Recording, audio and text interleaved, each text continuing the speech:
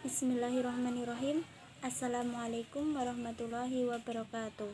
Kami dari kelompok 2 akan mempresentasikan makalah kami dengan tema Najis dan Hadas. Kelompok 2 beranggotakan 1. Eka Yudaning Tias dengan NIM 201200061. Yang kedua adalah Ella Solihatin dengan NIM 201200062. Yang ketiga adalah Elisa Kusumawardhani dengan NIM 201200063. Warahmatullahi wabarakatuh. Perkenalkan, nama saya Elisa Kusumawardhani, NIM 2012000063. Saya akan menjelaskan tentang toharoh, najis, dan hadas. Pengertian toharoh secara bahasa, toharoh artinya membersihkan kotoran, baik kotoran yang berwujud maupun kotoran yang tidak berwujud. Adapun secara istilah, toharoh artinya menghilangkan hadas, najis, dan kotoran dengan air atau tanah yang bersih. Dengan demikian, toharoh adalah menghilangkan kotoran yang masih melekat di badan, yang membuat tidak sahnya sholat dan ibadah lain. Pengertian hadas. Hadas secara etimologi bahasa artinya tidak suci atau keadaan badan tidak suci, jadi tidak boleh salat.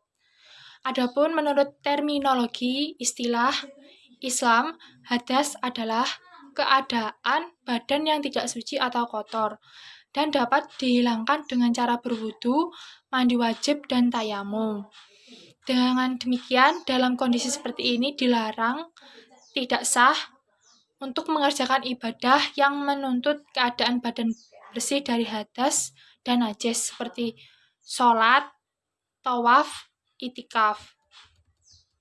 Pengertian najis. Najis adalah suatu benda kotor menurut syara, hukum agama. Benda-benda najis itu meliputi A. darah dan nanah, B. bangkai kecuali bangkai manusia, ikan laut, dan belalang, C. anjing dan babi, D. segala sesuatu yang dari dubur dan kubul, E. minuman keras seperti arak, F. bagian atau anggota tubuh binatang yang terpotong dan sebagainya sewaktu masih hidup. Bismillahirrahmanirrahim. Assalamualaikum warahmatullahi wabarakatuh. Nama Ella Solihatin, NIM 201200062. Klasifikasi hadas dan najis.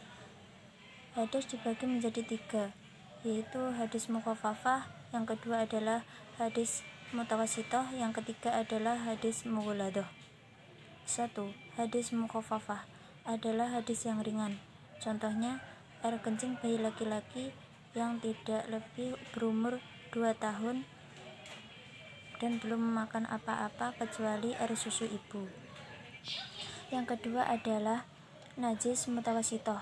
Najis mutawasitoh adalah najis yang sedang. Contohnya, air kencing, nanah, tinja, dan kotoran hewan. Yang ketiga adalah najis mughaladoh. Najis mughaladoh adalah najis yang berat. Contohnya, najis hewan anjing dan babi. Hadas. Hadas dibagi menjadi 2. 1. Hadas kecil dan hadas besar.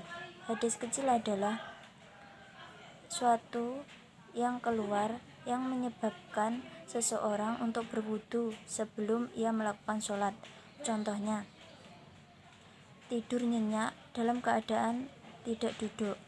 Yang kedua adalah keluarnya sesuatu dari kubul dan dubur, dan lain-lain. Yang kedua adalah hadas besar, yaitu sesuatu yang keluar yang menyebabkan seseorang mandi besar atau junub. Contohnya, 1. bersetubuh, 2. haid, ketiga nifas, dan lain-lain.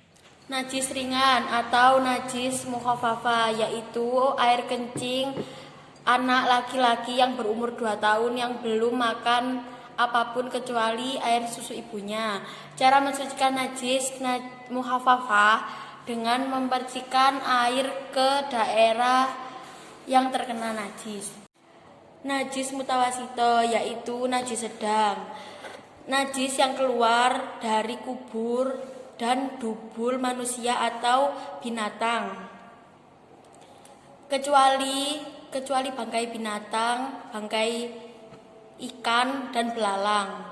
Najis mutawasito dibagi menjadi dua, najis ainiyah dan najis hukmiyah. Najis ainiyah itu najis yang tampak seperti kotoran manusia. Najis hukmiyah itu seperti najis yang samar seperti air kencing atau arak yang sudah mengering. Najis mughalladho atau najis berat yaitu najis dari anjing dan babi. Cara mensucikannya dengan dibasuh 7 kali dan salah satunya dengan menggunakan tanah.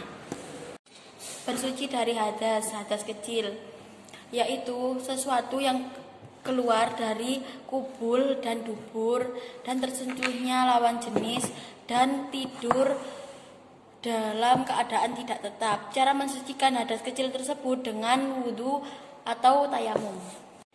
Hadas besar penyebabnya keluar air mani bersetubuh atau keluar darah setelah melahirkan, yaitu cara mensucikannya dengan mandi besar. Demikian presentasi dari kelompok kami. Bila ada kurang lebihnya mohon maaf. Wassalamualaikum warahmatullahi wabarakatuh.